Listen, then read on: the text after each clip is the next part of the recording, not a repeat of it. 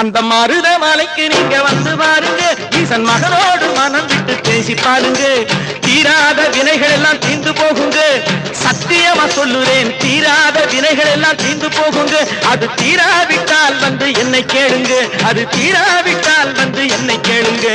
மருத மலைக்கு நீங்க வந்து பாருங்க.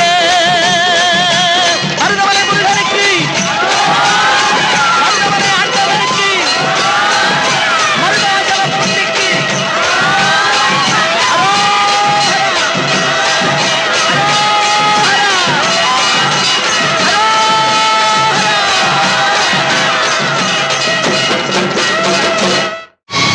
கண்டுகொண்டேன், வந்தது யார் என்று கண்டுகொண்டேன்.